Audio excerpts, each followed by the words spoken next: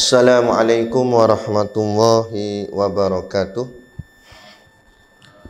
Ila hadrati Sayyidina wa Habibina wa Syafi'ina Muhammadin sallallahu alaihi wasallam wa ila arwahi abaihi wa ikhwanihi minal anbiya'i wal mursalin salawatullahi wassalamuhu alaihi wa alaihim ajma'in wa ala ali kulli wa sahabati wal qarabati wa tabi'in wa tabi'in tabi'in bi ihsanin ila yaumiddin wa ila arwahi walidina wa muallimina wa zawil huquqi alaina ajmain wa khususan ila hadrati al-alim al-alamah asy-syaikh Abu Abdullah Husain Nasir bin Muhammad Taib al-Mas'udi al-Banjari syai'un lillahi lahumul fatihah.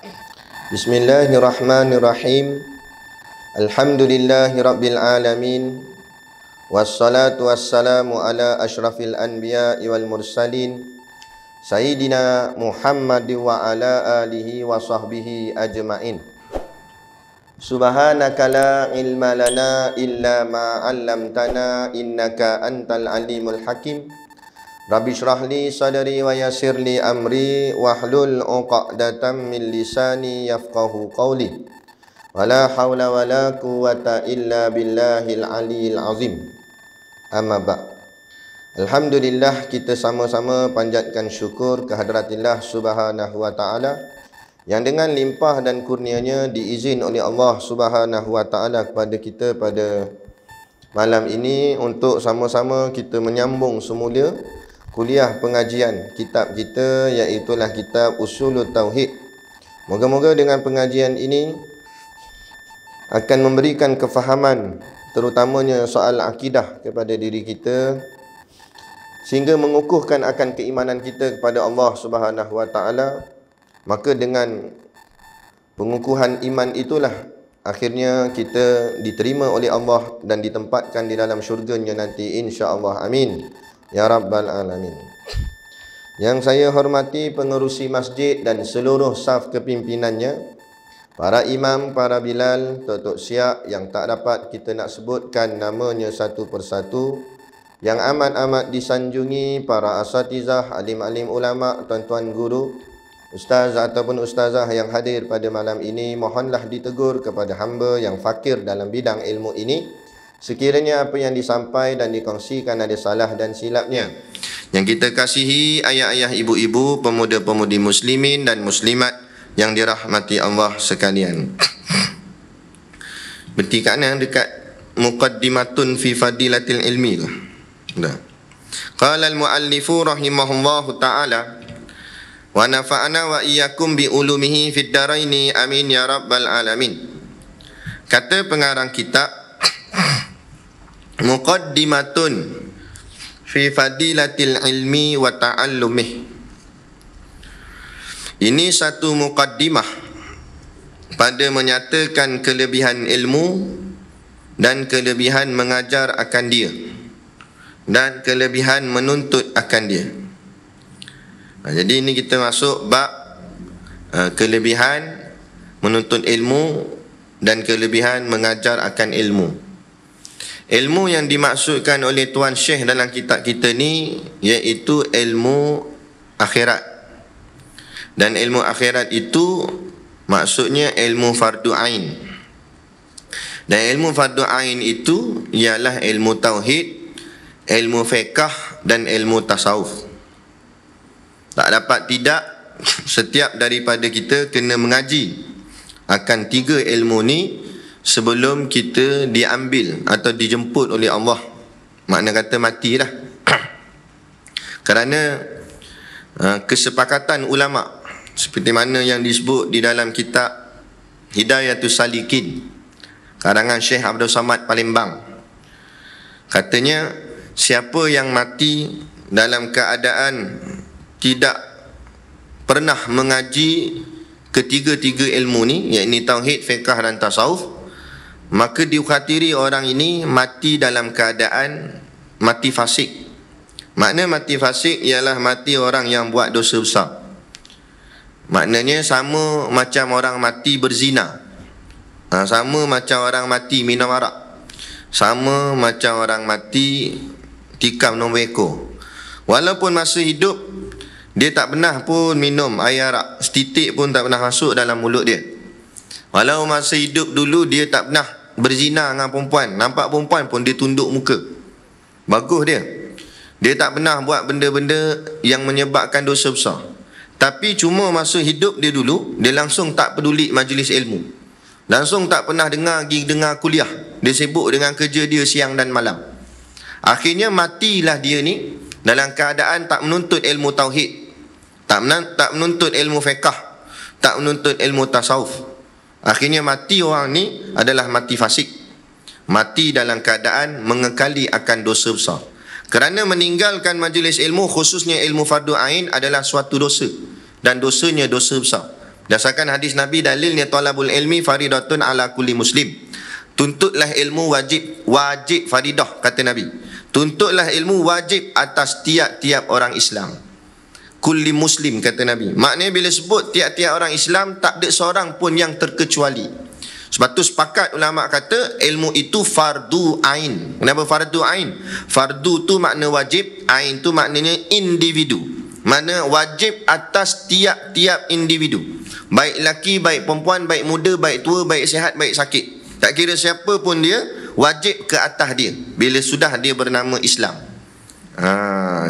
Tapi banyak yang mengabaikan perkara ni, buat biasa je kan? Sebab apa zaman hari ni ukuran baik ke jahat bukan diukur dengan mengikut landasan syarak, tapi baik atau jahat hari ni diukur dengan ikut kefahaman otak manusia yang telah diracuni oleh pemikiran barat. Nah, orang hari ni kata apa? Dia bukan orang jahat. Dia bukan orang pak bank. Dia bukan rogol orang. Dia cuma pakai seluar pendek je. Orang tak kata orang pakai seluar pendek tu jahat. Kalau tak jahat, takkanlah Allah memberikan amaran keras, ya, bahawa orang yang membuka aurat akan direjam dalam api neraka. Tak jahat lagi. Nah, tapi orang kata baik. Orang tak kata jahat, kan? Dia bukan jahat. Dia okey ustaz, dia baik je. Dia suka tolong orang. Dia cuma tak datang kuliah je. Tak datang kuliah tu tak nampak jahat. Baru-baru ni ada tengok satu video, kan? Dia hantar orang gaji dia balik Indonesia, kan? Dekat airport hantar balik.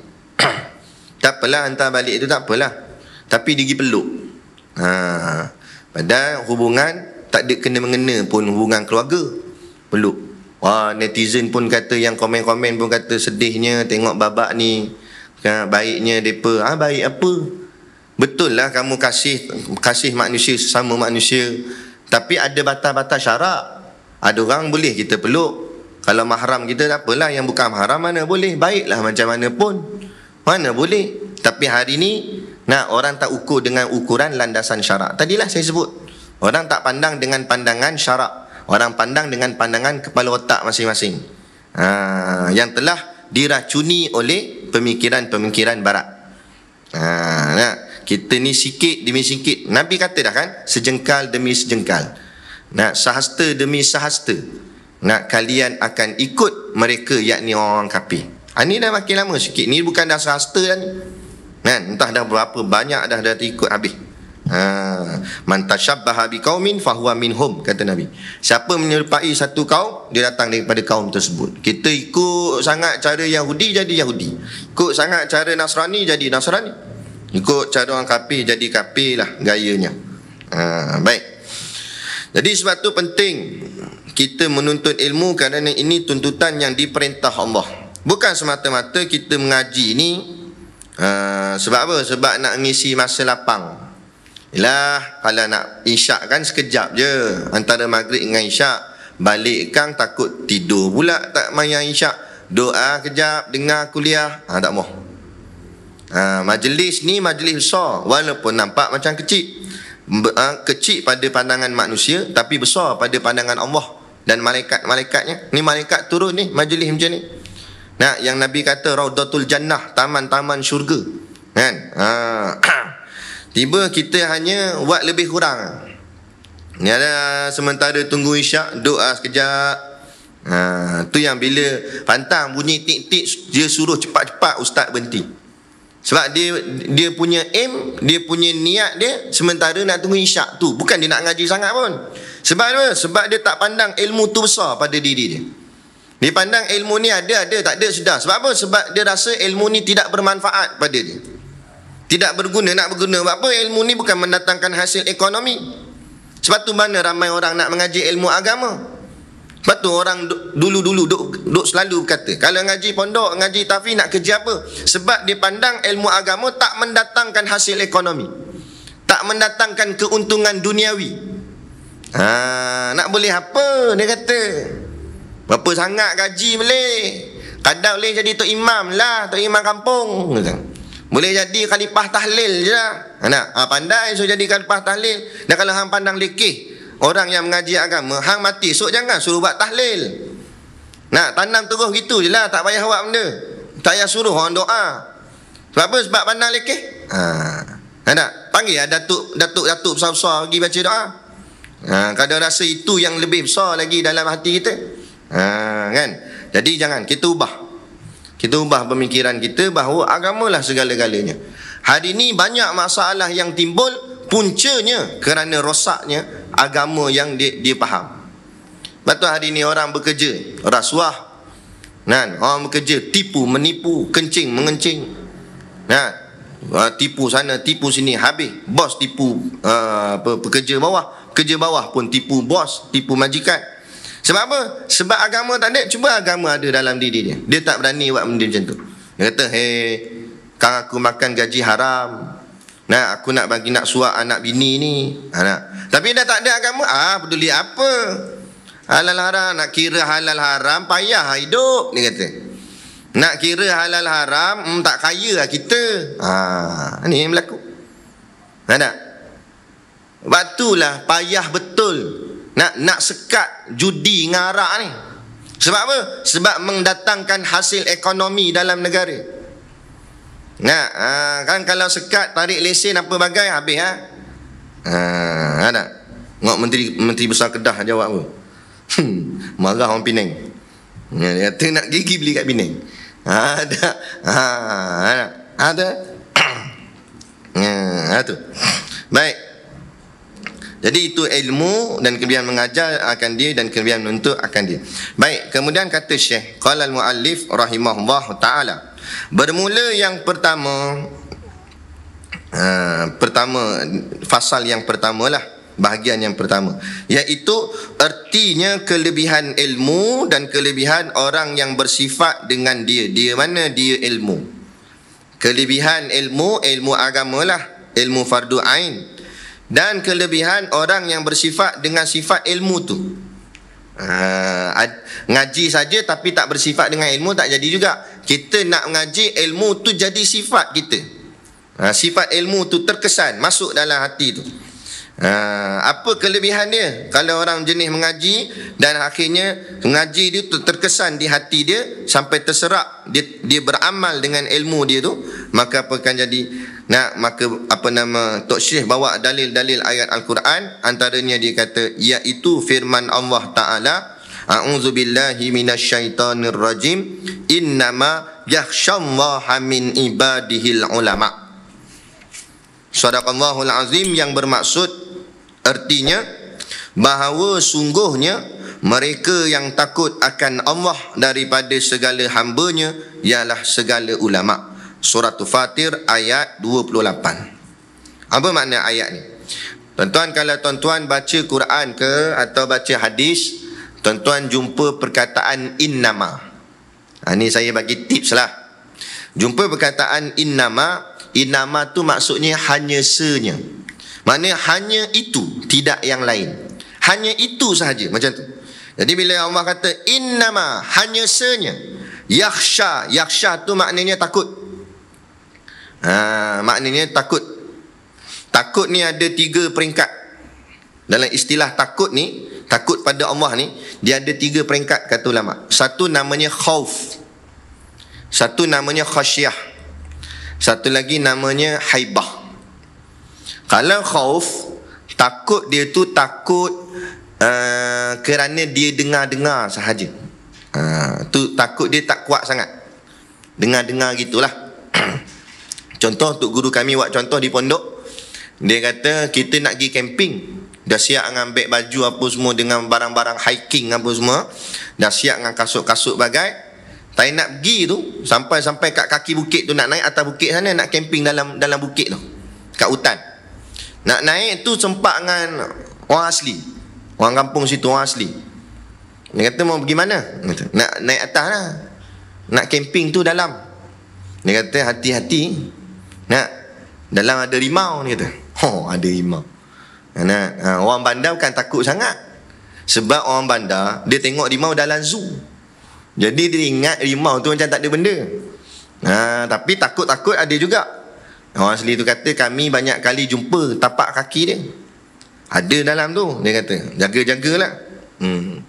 Jadi dia takut-takut juga. Tapi takut-takut tu dengar-dengar. Pergi tak dia? Pergi juga. Kerah kepala. Macam tu lah kat kita. Ulama' dah pesan jangan buat gini, jangan buat gini. Buat juga tak? Buat. Sebab apa? Sebab dia takut dengan Allah. Bukan tak takut, tapi takut dia tak kuat. Tu panggil khauf. Kan? Gilah dia siap camping apa semua, sampai akhirnya waktu malam dia pergi 2 orang. Laki-laki jugalah. Pergi duduk lepak-lepak dalam kemah tu. Tiba-tiba dia nampak kelibat dalam kemah tu. Dia duduk dalam kemah, dia nampak macam ada bayang-bayang merangkak kat luar. Siapa dia? Nak kata member aku ada tidur sebelah ni. Siapa pula kat luar tu? Mana ada orang lain? Kata. Tiba-tiba dengar pula bunyi. Sudah. Tengok cara merangkak tu memang rimau masa ni. Tapi dia tak nampak lagi. Yang tu namanya takut tu, dia akan takut gemuruh. Berpeluh dah badan ni. Tak payah kata nak terkencing, memang terkencing dah waktu tu. Nama dia khasyah. Takut tu lebih tinggi daripada khauf, sebab dia dah nampak kelibatnya. Ada juga kadang-kadang seseorang tu Allah berikan tanda-tanda, sehinggakan dia takut pada Allah kerana dia nampak tanda-tanda tu. Dia kata jangan buat main. Macam ada satu orang ni, ni cerita lain pula. Berhenti sekejap, tangguh sekejap cerita rimau tu. Nak cerita orang yang nampak tanda-tanda ni. Ada satu orang ni, dia memang jaga semayang. Bukan setakat jaga semayang, jaga waktu semayang. Dia tak pernah lewat semayang fardu ni, tak pernah lewat. Dia sentiasa jaga berjemaah semayang di masjid, solat berjemaah, tak pernah tinggal dia. Satu hari dia pergi kebun dia lah, tak jauh mana pun daripada rumah dengan masjid dia tu. Selalu dia akan berhenti awal dan balik rumah, mandi siap-siap, lepas tu pergilah masjid mayang. Tapi hari tu dia mesin rumput dekat kebun dia, nak potong lalang-lalang apa semua. Tiba-tiba handset dia dah siapkan alarm. Nak lagi 10 minit nak dekat masuk waktu semayang akan bunyilah tanda awal, suruh baliklah siap-siap. Jadi bunyi dah alarm tu. Jadi dia nak berhenti. Bila nak berhenti, dia terpandang pula kat depan tu ada sikit lagi lalang tu. Tak banyak mana, ada sikit lagi. Kira-kiranya kalau buat dan rasa macam tu. Setan pun cocok dia. Allah, alang-alang habiskanlah. Sikit lagi tu. Tunggu apa lagi? Sikit je lagi tu. Habiskan je lah alang-alang. Alah lambat sikit pun salahnya. Wah. Dia pun start balik mesin, nak pergi potong ni tu. Potong tak perasan, alarm pun dah habis bunyi, azan pun dah berkumandang. Tak perasan nak duduk main mesin tu. Dah azan dah. Orang itu imam pun dah semayang jemaah. Jadi dia hari tu tertinggal jemaah. Kerana dia tertinggal jemaah, takdir Allah buat, tak semena-mena skru dekat mata pisau tu cabut. Pisau potong rumput tu, skru dia tercabut. Bila skru tercabut, tercampak mata pisau, kena kaki dia. Berdarah meleleh-leleh kaki dia. Besar luka, kaki habis berdarah, jatuh dia, Allah disebut. Kebetulan pula selalunya dia pergi kebun seorang. Tapi tak ada hari tu dia pergi dengan anak dia. Nasib baik anak dia ada. Anak dia duduk kat belah pondok sikit, pondok dekat kebun tu. Anak dia dengar suara ayah dia menjerit, anak dia berlari tengok dah berdarah kaki dah. Bawa pergi hospital. Hospital apa, ubat apa semua jahit siap. Lepas dah sihat apa semua, dia termenung. Dia kata, Allah, sayangnya engkau kat aku. Sampai aku terlewat jemaah, kau tegur aku terus. Dia kata start daripada tu, dia azam pada diri dia, dia takkan tinggal jemaah. Walau nak buat apa sekalipun, walaupun barang tu sikit lagi nak siap ke, tak kira. Kerana dia nak merasakan Allah lebih utama daripada segala-galanya. Sampai tahapnya tu. Itulah yang saya sebut tadi, tanda-tanda yang menyebabkan dia semakin takut dengan Allah. Tu khasyah. Makin takut dia dengan Allah. Sambung balik cerita rimau kita tadi tu. Jadi dia nampak kelibat, dia nampak tanda, menyebabkan dia jadi gemuruh takut. Allah, benda apa ni? Tapi tak nampak lagi sebiji rimau tu, nampak kelibat bayang ya. Dia kejut kawan dia bangun.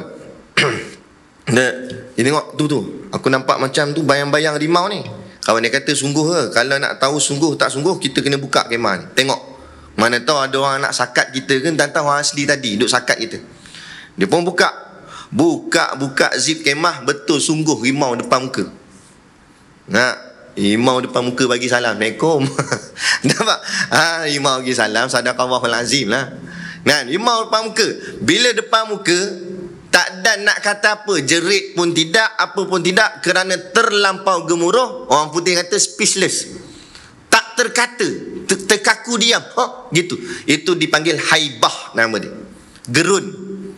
Ada orang sampai tahap diri dia dengan Allah Ta'ala, dia haibah. Terlampau takut dengan Allah ni. Allah tak payah kata haibah ni. Gerun dia dengan Allah. Tak berani, tak payah kata nak cakap ni silap. Terlintas di hati silap pun dia jaga sangat. Allah, dia kata janganlah lintas kat hati ni cakap benda bukan-bukan. Sebab Allah tahu apa isi hati dia. Dia jaga sangat. Kita komang-komang pun kita jaga mulut, jangan cakap benda tak elok. Tapi kadang hati tak berapa jaga. Dia ni takut dengan Allah sangat, sampai hati pun dia jaga sangat. Jangan ada fikir benda bukan-bukan. Sebab dia tahu, walaupun manusia tak dengar hati dia, Allah dengar hati dia. Dia punya takut dengan Allah, takut yang sungguh-sungguh. Itu dipanggil haibah. Dalam ayat ni Allah guna perkataan yakhsha. Yakhsha tadi yang takut nombor 2 tu. Jadi kata Allah, innama yakhsha, hanya senya yang sangat takut. Macam tu. Allah yang sangat takut kepada Allah, min, daripada ibadihi, hamba-hambanya. Hamba-hamba Allah tu. Maknanya seolah Allah nak kata, dalam ramai-ramai hamba aku yang sebenar-benar takut kepada aku, siapa dia? Al-ulama, kata Allah. Siapa dia ulama? Tok guru. Bukan.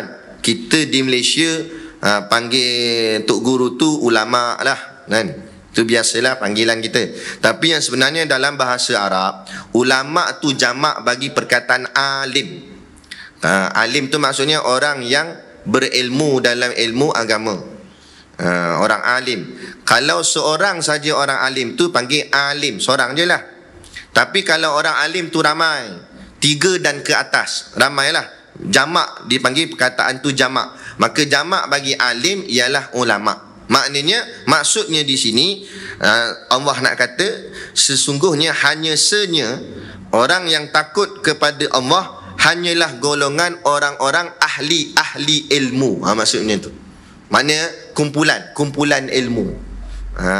Kumpulan orang mengaji. Itu maksud dia. Walaupun kita ni memang kita bukan ulama, tapi kita duduk dalam majlis ilmu dan suka pada majlis ilmu, suka pada pengajian, maka kita sudah tersenarai dan masuk ke dalam kumpulan ahli ilmu. Ahli yang menuntut ilmu. Walaupun kita tidak alim, kita bukan pandai sangat pun.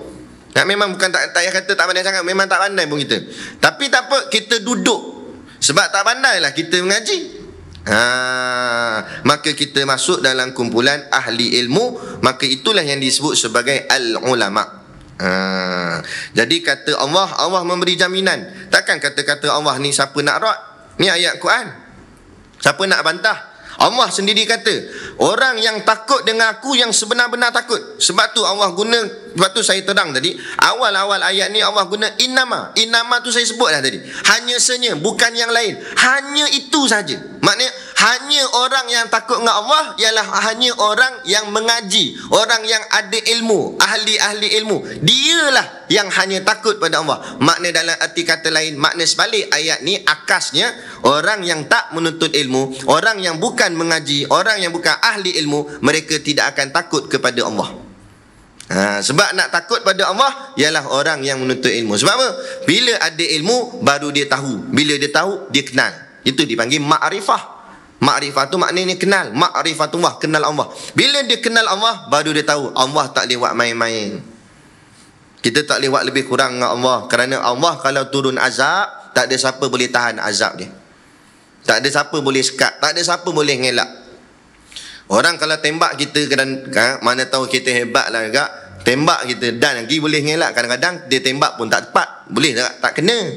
Tapi kalau Allah nak azab kita, larilah kok mana pun pasti kena. Jadi sebab tu dia kenal Allah, dia takut sangat pada Allah sebab dia kenal. Yang jadi hari ni orang tak takut dengan Allah, lawan hukum Allah. Kan? Orang nak sekat judi, dia pula lebih-lebih. Nah, orang kafir tak lebihnya, dia orang Melayu Islam lebih lagi pula.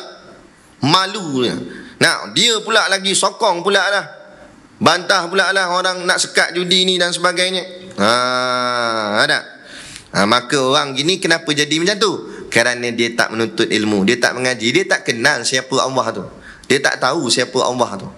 Dia tak kenal. Dia beza tak? Tahu dengan kenal lain. Tahu dengan kenal lain. Tahu tu orang kafir pun tahu. Dia tanya Acong, Acong itu Tuhan orang Islam apa nama? Dia boleh jawab tak? Boleh jawab. Acong kata Allah lah, dia kata. Acong pun tahu. Memang dia tahu. Sebab dah jadi kebiasaan kan dalam kita ni duk bercakap. Memang orang kafir tahulah Tuhan orang Islam tu namanya Allah. Kan? Kita tanya nama Ahmad pula. Ahmad, Tuhan orang Islam nama apa? Ahmad pun jawab Allah lah. Takkan hang tak tahu, dia kata. Apa? Lepas tu tanya Acong tu balik. Acong nak tanya, itu Allah macam mana sifat Apa sifat dia? Apa Acong jawab? Ayah, itu mana tahu. Itu lu tanya lu punya ustaz mah. Wah tak tahu. Dia kata dia tak tahu sifat Allah. Memang nama pun kafir. Tapi kita tanya Mat tadi tu. Mat nak tanya sifat Allah apa? Ingat kan Mat boleh jawab. Rupanya Mat jawab dia Ayah juga Mat. Itu nama Mat Chong namanya. Dah apa beza Ahmad ni yang Islam dengan Acong tadi yang kafir? Sama je lah. Nak kadar makna dia tak kenal Allah, dia hanya tahu Allah. Kalau sekadar tahu, apa yang membezakan kita yang mengucap dua kalimah syahadah dengan mereka yang tak mengucap? Kalau sekadar tahu, yang berjalan pampung kereta duk lalu lalang, tahu tak tahu Allah memanggil dia waktu maghrib? Tahu tak? Tahu. Dan kenapa tak datang? Sebab dia tak kenal, tapi dia tahu. Sama macam orang kafir. Orang kafir tahu tak azan ni maknanya nak jemput orang Islam pergi sembahyang masjid? Kafir pun tahu. Ada? Sama lah. Tapi kalau orang yang kenal, dia bergegas. Dia kata ini Allah memanggil aku. Sebab dia kenal siapa Allah.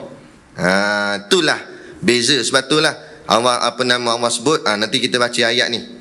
Ayat yang kedua pula ni dia kata, dan firman-Nya Allah kata, qul hal yastawil ladzina ya'lamuna wal ladzina la ya'lamun. Allah kata kepada Nabi kita, qul wahai Muhammad, katakanlah olehmu, hal adakah yastawil ladzina ya'lamun, sama orang yang mengaji, orang yang ada ilmu, orang yang belajar agama, wal ladzina la ya'lamun, dengan orang yang tak mengaji, yang tak ada ilmu. Adakah sama? Allah tanya Nabi. Bila dalam Quran Allah buat pertanyaan, bukan makna Allah tak tahu. Ada pula Allah tak tahu. Allah tu maha mengetahui. Allah tahu belaka. Dan kenapa Allah tanya Nabi? Hal yastawil ladzina ya'lamuna wal ladzina la ya'lamun? Muhammad, adakah sama orang yang mengaji dengan orang tak mengaji? Kenapa Allah tanya? Tanya tu bukan kerana nak suruh jawab, tapi tanya tu sebagai nak mentionkan benda tu penting, nak di-highlightkan supaya kita sedar. Supaya kita sedar. Macam contoh seorang ayah bergaduh dengan seorang anak. Gaduh tekak mulut pampung. Alah, ayah pun lebih kurang lah, tak payah nak ajar saya lah. Dia marah ayah dia. Tiba-tiba ayah dia tak cakap apa. Ayah dia cuma tanya dia, hang tahu tak hang cakap dengan siapa ni? Ayah dia tanya nak suruh jawab ke? Bukan ayah dia tak tahu, ayah dia tahulah. Tapi kenapa ayah dia tanya, hang tahu tak hang cakap dengan siapa ni? Takkan anak dia jawab ayah lah. Tak. Tapi ayah dia tanya tu nak bagi anak dia sedar. Hang tahu tak hang cakap dengan siapa ni? Hang sedar sikit, seolah-olah macam tu. Samalah macam ni. Bila Allah tanya ke Nabi, hal yastawil ladzina ya'lamuna wal ladzina la ya'lamun? Adakah sama orang yang mengaji dengan orang yang tak mengaji? Makna Allah nak bagi sedar, sama ke orang yang ikut kuliah dengan orang tak ikut kuliah? Orang ngaji kitab dengan tak ngaji kitab, sama ke? Nak bagi kita sedar. Kalau tengok ke semayang nampak sama. Semayang Jumaat nak penuh sampai belakang. Imam rukuk, dia rukuk, semua buat perbuatan sama. Tapi dari segi ilmu adakah sama? Tak sama. Nak tahu sama tak sama bila berlaku satu-satu masalah. Contohlah semayang, kata contoh ni pajak gini, semayang isyak. Semayang isyak 4 rakaat. Tiba-tiba imam terlupa tahiyat awal. Imam bangkit terus, nak bangun berdiri terus. Masa tu akan kita lihat mana orang yang mengaji, mana orang yang tak mengaji, mana orang ada ilmu, mana orang tak ada ilmu. Orang ada ilmu dia bingkah bangun juga ikut imam, sebab dia tahu bahawa tahiyat awal bukan rukun, tapi tahiyat awal itu adalah sunat ab'ad. Meninggalkan sunat ab'ad tidak membatalkan solat, malah mengikut imam itu hukumnya wajib, sebab dia mengaji. Dia pun bangun terus. Ada yang jenis tak ngaji, buat jadi macam mana? Ma'amah, dia tunggu tu imam. Sebab imam bangkit terus kan, tak buat tahiyat awal. Ma'amah, dia imam buat bodoh. Lain kali kata, tahiyat awal mana? Dia tanya gitu dah. Sebab apa? Sebab tadi itulah Allah tanya tu, hal yastawil ladzina ya'lamuna wal ladzina la ya'lamun. Adakah sama orang mengaji dengan orang tak mengaji? Tak sama. Ada. Kita pula dengan ulama' lagilah jauh. Macam langit dengan bumi jauh kita dengan ulama'. Walaupun tengok rupa lebih kurang. Ulama' pakai jubah, kita pun pakai jubah. Ulama' berjanggut, kita pun berjanggut.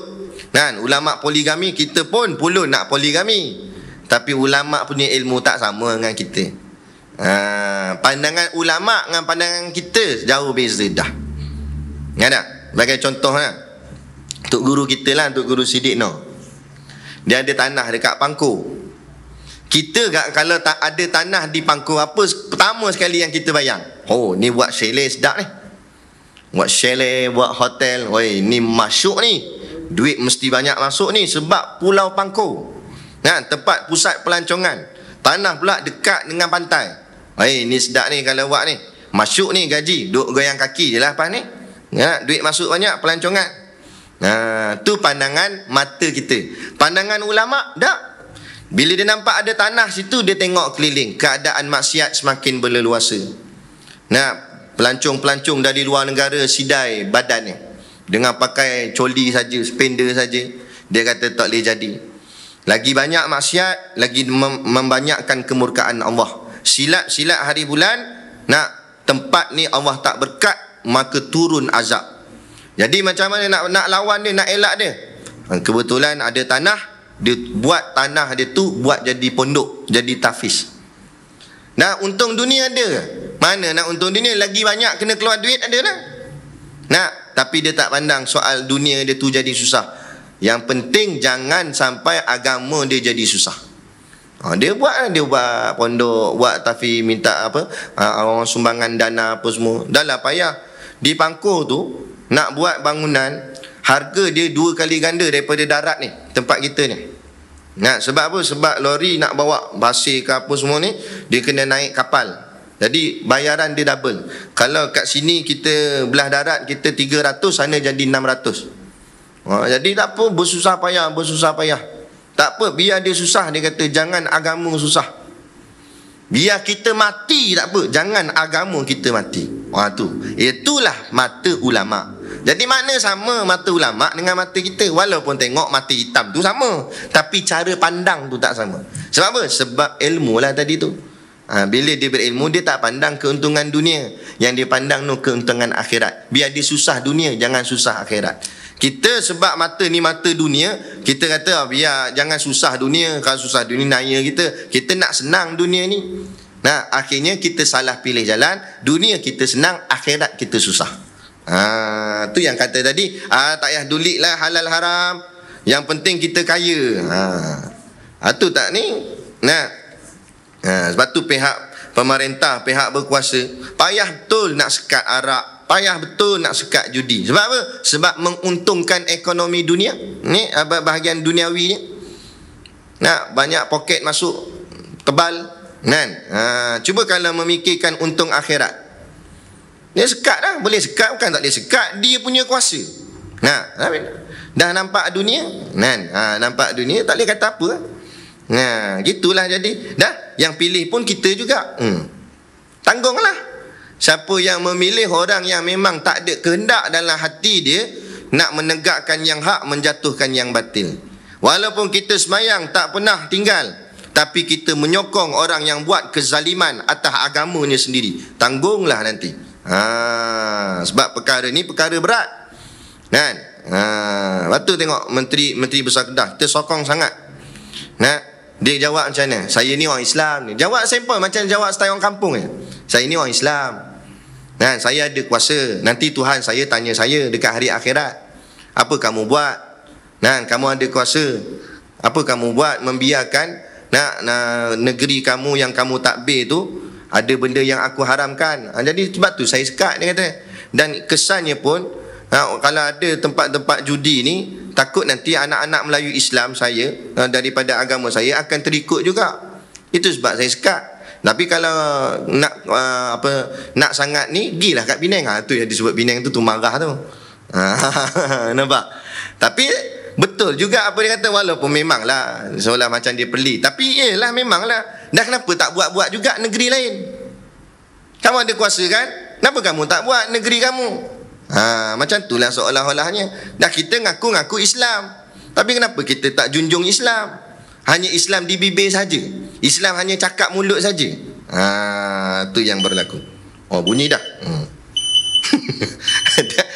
Sebab dah bunyi kita berhenti ya. Jadi nanti kita sambung.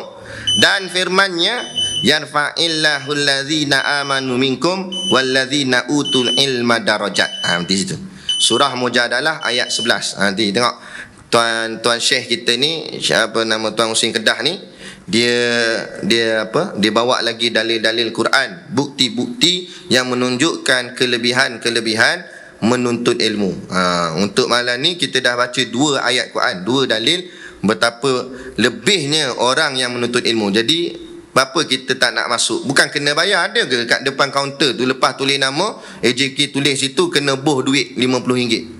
Tak payah kata RM50, RM5 pun tak payah. Tak ada nak kena suruh tulis. Tak ada nak kena suruh bayar. Tak ada. Dah, apa masalah? Kan? Mengaji saja, duduk dengar ilmu, moga-moga dapat kesedaran. Jadi dah lah.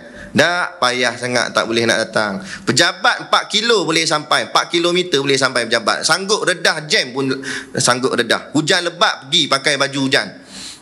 Masjid 4 langkah dia tak boleh sampai. Tak boleh sampai dia. Sebab apa? Sebab tak ada hasil ekonomi. Gaji pejabat dapat duit, kalau pergi masjid dapat benda, lagi kena keluar duit, lagi tabung lalu pula. Ada. Ada tu sebab mata hatinya mata dunia. Kalau mata hatinya mata akhirat, memang pergi masjid tak dapat hasil dunia, tapi dapat hasil akhirat. Kerana aku nak duduk di hari akhirat nanti di syurga. Dia nak nampak syurga. Ini tak nak nampak dunia ni syurga dia. Habislah. Sebab tu kita betulkan niat hati kita, mata hati kita. Moga-moga dengan apa yang kita korbankan, yang kita lakukan ini, kita kasih kepada Allah, kita mencintai akhirat. Bukanlah sampai kita membuang dunia, tapi kita meregang-regangkan diri kita dengan dunia. Moga-moga dengan itu Allah melipatkan kali ganda akan pahala kita dan mengampuni segala dosa kita, insya-Allah. Jadi cukup sekadar tu pada malam ni yang dapat kita kongsikan. Dan macam biasa di luar sana di sedikit produk perniagaan untuk menampung sekolah pondok dan juga tahfiz kami. Jadi pakat-pakatlah tuan-tuan membeli sambil menderma, insya-Allah. Jadi cukup sekadar tu. Wabillahi taufiq wal hidayah. Assalamualaikum warahmatullahi wabarakatuh. A'udzu billahi minasyaitonir rajim. Bismillahirrahmanirrahim. Alhamdulillahi rabbil alamin wassalatu wassalamu ala asyrafil anbiya'i wal mursalin sayyidina Muhammad wa ala alihi washabihi ajmain. Allahumma taqabbal minna salatana wa du'aana innaka antas samiul alim wa tub alaina innaka antat tawwabur rahim. Allahumma ja'al dinana dinan nabi Muhammadin sallallahu alaihi wasallam wa islamana islamal muslimin wa imanana imanal mu'minin wa salatana salatal khashiin wa a'malana a'malas solihin wa niyatana niyatal mukhlisin wa dhunubana ya Allah dhunubal mustaghfirin wa hayatana hayatal ulama wa mautana bimauti syuhada wa adkhilnal jannata ma'al anbiya'i alaihimus salatu wassalam. Rabbana atina fid dunya hasanah wa fil akhirati hasanah wa qina azaban nar wa qina azaban nar wa qina azaban nar wa sallallahu ala khairi khalqihi sayyidina Muhammad wa ala alihi washabihi wasallam. Subhana rabbika rabbil izzati amma yasifun, salamun alal mursalin walhamdulillahi rabbil alamin. Amin ya rabbal alamin. Taqabbalallahu minna wa minkum.